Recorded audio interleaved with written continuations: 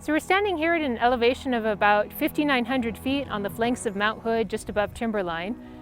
And we have near us Pinus albicaulis, which is one of the highest pines in North America. This species here, Pinus albicaulis, or whitebark pine, in combination with Tsuga mertensiana, or mountain hemlock, often compete with each other in defining our timberline. So Tsuga mertensiana, the mountain hemlock, and Pinus albicaulis, our whitebark pine, are the highest elevation conifer species in North America.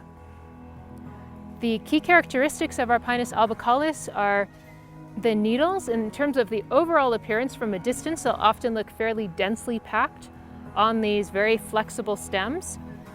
And then on closer inspection, you'll find that each of these needles has 5 needles to a fascicle, or 5 needles to a bundle. Whereas a lower elevation pine species, the Pinus contorta var latifolia, has only 2 needles to a fascicle, and typically a much straighter bole.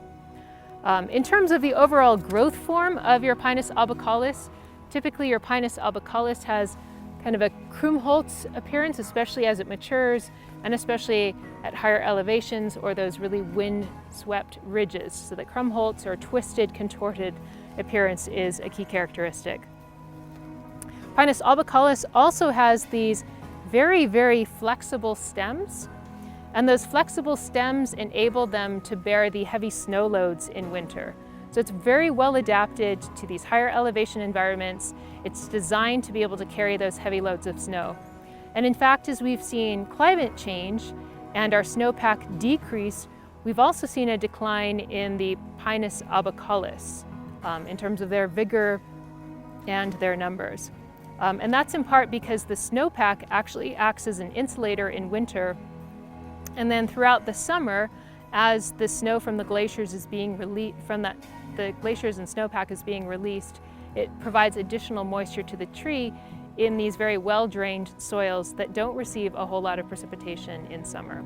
So the bark of our Pinus albicaulis, or whitebark pine, is typically kind of grayish to silvery in color at higher elevations and relatively smooth or scaly. At lower elevations, it will typically be a darker gray to almost brown, and with deeper scales, almost furrows in the bark. So here we have the male pollen-producing cones.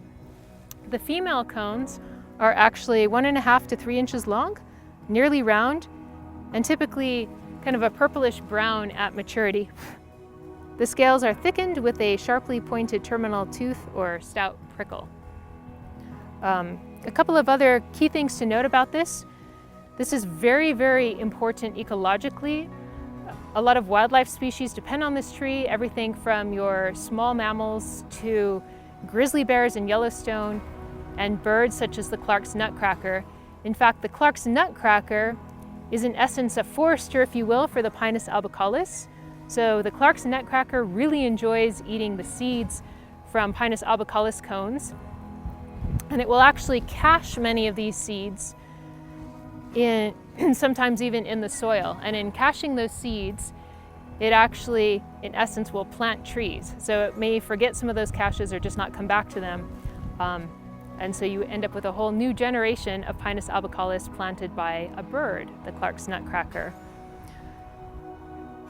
Some of the additional impacts to your Pinus albicaulis include white pine blister rust. So it's been severely decimated by the pathogen white pine blister rust. And in fact, there are areas that you can fly over in British Columbia, Washington, Oregon, where you can see whole stands of the Pinus albicaulis that are seeing very high rates of mortality from white pine blister rust. And even in this stand, unfortunately, I see evidence of white pine blister rust. So a really cool species. If you're up at timberline, the 2 species to be looking for are the Pinus albicaulis, whitebark pine, and Tsuga mertensiana, your mountain hemlock. So Pinus albicaulis, or western white pine, has actually been listed as endangered by the IUCN. In fact, a study done in the mid-2000s estimated that whitebark pine had declined by as much as 41% in the West Cascades. Two of the major contributing factors to this decline are white pine blister rust, or Crenartium ribicola, and the mountain pine beetle. The white pine blister rust is actually a fungal pathogen. Currently, there have not been a lot of effective control strategies to manage for this fungal pathogen. However, there are some disease-resistant species down in the Sierra Nevada of California. So there's been some attempts to actually propagate more of these more disease-resistant species for other locations.